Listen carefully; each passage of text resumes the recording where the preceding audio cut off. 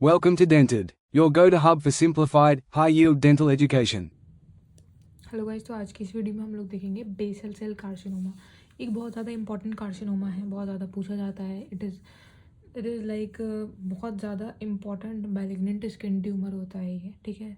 Mainly skin tumours में सबसे पहला इंपॉर्टेंट होता है स्क्वामस सेल कार्सिनोमा, जो कि हमारे चैनल पर आप लोग चेक कर सकते हैं। और दूसरा ये हमारा basal cell carcinoma. They are very much important, पता ही होना चाहिए इसके बारे में सबको, ठीक है। So we have the basal cell carcinoma, ठीक है। ये मैंने एक डायग्राम, मतलब मैंने एक इमेज निकाल के नेट से, मतलब मोस्टली ये कहाँ पे होता है, नरकैंथस में होता है, तो इसीलिए ये इसका एक तरीके का ये रिप्रेजेंटेशन है, ठीक है। हम इसके बारे में पढ़ते हैं। It is the most common malignant skin tumour, ठीक है। ये स्लोली प्रोग्रेसिव नियोप्लाज्म होता है, ठीक है। कहाँ से अराइज करता है? From the basal cells of, basal cells से अराइज करता है। किसके basal cells? Of the pilosebaceous adnexa. Pilosebaceous adnexa जो होता है, अब हम इसका मीनिंग समझते हैं, होता क्या है ये। पिलो मतलब hair, that is the hair follicle. Sebaceous मतलब सेबेशियस ग्लैंड। एंड एडनेक्सा का मतलब होता है एसोसिएटेड स्ट्रक्चर। एसोसिएटेड स्ट्रक्चर इसका क्या है? That is the sweat gland. That is the hair follicle हो गया, सेबेशियस ग्लैंड हो गया और स्वेट ग्लैंड्स हो गए, जिसमें हमारे पास क्या क्या हो सकते हैं एसोसिएटेड स्ट्रक्चर में? हेयर फॉलिकल हो गया, सेबेशियस ग्लैंड हो गया एंड एरेक्टर पिलाई मसल्स, ठीक है। एरेक्टर पिलाई मसल्स ये मैंने एक डायग्राम में भी आपको रिप्रेजेंट कर दिया है। ये हमारा हेयर हो गया, ठीक है, हेयर फॉलिकल हो गया, ये हमारा सेबेशियस ग्लैंड है और ये हमारा एरेक्टर पिलाई मसल्स है, ठीक है। नेक्स्ट हम लोग कह रहे हैं ये कहाँ से अराइज करता है? Basal cells of the pilosebaceous adnexa and only occurs in the skin cells. Skin में होता है, सिर्फ और सिर्फ ये स्किन में प्रेजेंट होता है और कहीं भी प्रेजेंट नहीं होता है बेसल सेल्स। अगर हम इसकी कॉमन साइट्स की बात करें तो कॉमन साइट इसकी क्या क्या है? फेस, सबसे पहली बात इसकी क्या क्या कॉमन साइड्स हैं हम लोग देख रहे हैं। इसकी कॉमन साइड्स क्या क्या है? फेस, ठीक है, आउटर कैंथस, ठीक है, inner canthus, nasolabial fold. Nasolabial fold जो ये वाला पार्ट होता है, इफ़ आई स्टे, यहाँ से लेके यहाँ नीचे तक का जो पार्ट होता है उसको हम नेजोलेबियल फोल्ड कहते हैं। खैर, यहाँ से मैं बताती हूँ, ये वाला जो पार्ट होता है, ये वाला नेजोलेबियल फोल्ड होता है ये, ठीक है, नेजोलेबियल फोल्ड। फिर हम कह रहे हैं इसमें आईलिड, आईलिड हो गई। Then bridge of nose, nose की जो ब्रिज होती है वहाँ पे ये पाया जाएगा, ठीक है। नेक्स्ट ये कह रहा है that the tear rolls down through this pathway, so it is also known as the tear cancer. Tear यहाँ से निकलता है और नीचे तक गिरता है, इस तरीके से तो एक टीयर निकलता है। हम इस डायग्राम में ज़्यादा अच्छे से समझ पाएंगे मेरे ख्याल में। हम लोग का जब आंसू आते हैं तो आंसू यहाँ से निकलते हैं और यहाँ से होते होते नीचे आते हैं। तो बेसल सेल कार्सिनोमा की भी लोकेशंस यही हैं, तो इसलिए हम लोग इसको टीयर कैंसर भी कह देते हैं, ठीक है। इसके कुछ टाइप्स होते हैं। पहले हमारे we have the nodules on face, ठीक है, सिस्टिक और द नोड्यूलर सिस्टिक, नोड्यूलोसिस्टिक। दूसरा है we have the ulcerative. Next we have, it can be multiple. Multiple is associated with the syndromes and other malignancies. Next we have the pigmented basal cell carcinoma, जो कि mimic करता है melanoma को। Melanoma को हम लोग next video में देखेंगे, okay. Next we have the geographical और the forest fire basal cell carcinoma. ये क्या होता है जियोग्राफिकल? ये टाइप्स है हमारे बेसल सेल कार्सिनोमा के। अगर हम इसको बताएंगे पेपर में तो हमारे नंबर और ज़्यादा मिलेंगे। ये एक वाइड एरिया होता है with central area of scabbing, ठीक है, which is surrounded by the peripherally active proliferating edges, ठीक है। प्रोलिफरेटिंग एजेस होते हैं और सेंट्रल में हमारा स्कैब बन चुका है। Next we have the basosquamous, basosquamous type, जो कि बिहेव करता है स्क्वामस सेल कार्सिनोमा की तरह और ये स्प्रेड करता है थ्रू लिम्फ नोड। वैसे basal cell carcinoma lymph node के थ्रू कभी भी स्प्रेड नहीं करता है, लेकिन ये वाला जो टाइप है वो लिम्फ नोड के थ्रू स्प्रेड करता है, ठीक है। इटियोलॉजी की हम लोग अगर बात करें, it is most commonly occur due to the ultra violet exposure. Ultra violet के एक्सपोजर की वजह से हो सकता है। It usually occurs in the fair skin persons, ये फेयर स्किन ही तो है, फेयर स्किन पर्सनस में होता है।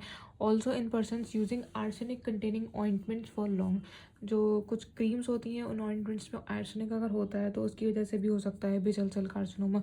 दूसरे कॉजेज़ क्या क्या हो सकते हैं? हमारे स्किन ट्यूमर हो सकता है, या फिर कोलतार हो सकता है, या फिर हो सकता है जीरोडर्मा पिगमेंटोसम हो सकता है, या फिर एरोमेटिक हाइड्रोकार्बन, या फिर एल्बिनिज्म। मोस्ट कॉमनली कहाँ पे होता है? ऑस्ट्रेलिया में पाया जाता है, ठीक है।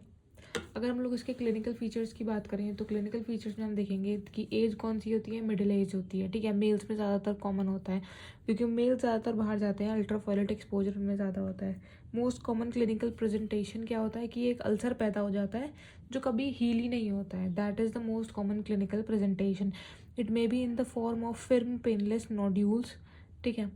Pigmented with fine blood vessels. Pigmented है कैसे? With fine blood vessels. ठीक है.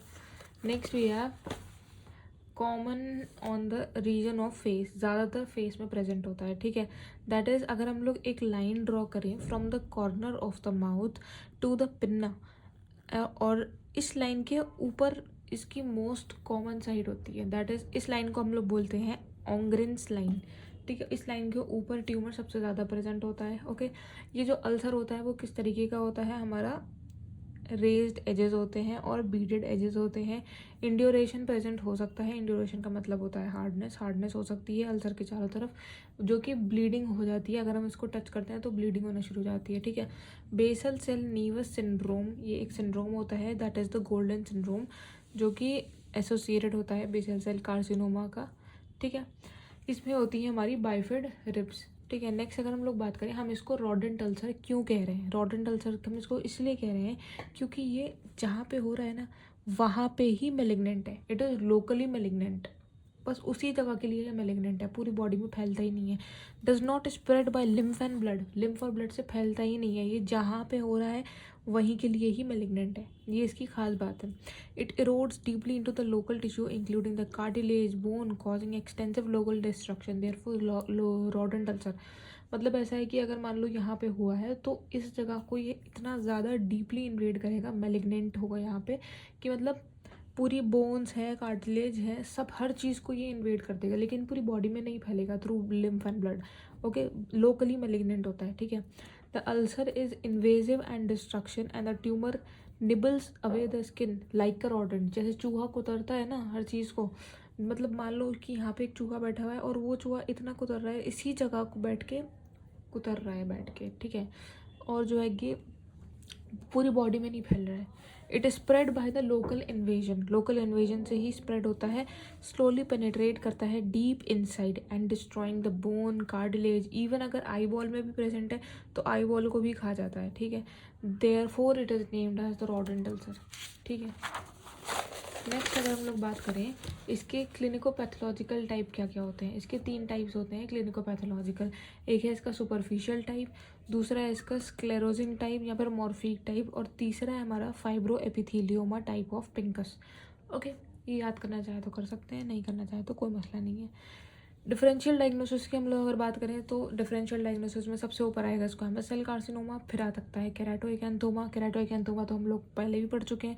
मेलानोमा भी हो सकता है यहाँ पे. सीबेरोइक केराटोसिस भी हो सकता है. ठीक है. इन्वेस्टिगेशन की बात करें, सबसे पहले हम उठा के इसकी बायोप्सी करेंगे, वेज बायोप्सी करेंगे. वेज बायोप्सी में हम लोग इस तरीके से वेज बना के स्किन के साथ निकालते हैं.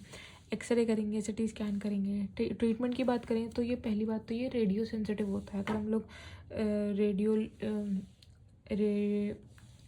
रेडिएशंस ऐसे एक्सपोज करेंगे तो ये उस चीज़ का हमें रिएक्शन देगा. तो रेडियोथेरेपी अगर हम तब देंगे लीजन्स में अगर वो लीजन्स हमारा वाइटल स्ट्रक्चर से दूर प्रेजेंट है. ठीक है. जैसे कि आई हो गई, आई से अगर दूर प्रेजेंट है, यहाँ पे अगर कहीं पे हो रहा है तो हम वहाँ पे रेडियोथेरेपी दे देंगे. लेकिन रेडियोथेरेपी हम कभी भी नहीं देंगे उस केस में अगर बेसल सेल कार्सिनोमा है हमारे ईयर का है. अगर ईयर का है तो नहीं देंगे. अगर लेक्राइमल कैनालिकुलाई का है तो भी नहीं देंगे. And lesion eroded the bones, अगर बोन्स और कार्टिलेज को इन्वेड कर चुका है वो और वो दिख रहा है और वहाँ पे हमें रेडियोथेरेपी नहीं देनी है. ठीक है. सर्जरी कर सकते हैं. सर्जरी में हम लोग वाइड एक्सीजन करके 4 to 6 सेंटीमीटर का क्लियरेंस लेते हैं. मान लो ये है, मान लो यही है. इसमें अगर हम मान लो सर्जरी कर रहे हैं तो 4 to 6 सेंटीमीटर का हम क्लियरेंस लेते हुए चलेंगे.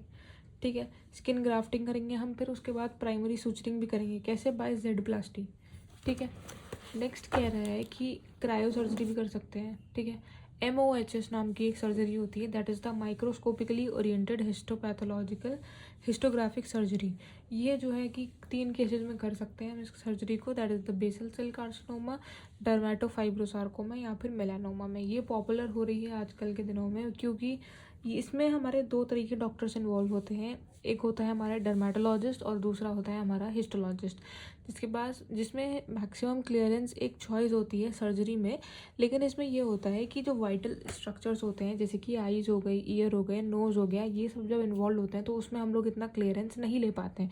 तो उसमें हम लोग ये करते हैं कि एलए लगाते हैं हम सबसे पहले, फिर उसके बाद एक सॉसराइज्ड एक्सीजन देते हैं वहाँ पे उस जगह में, ठीक है।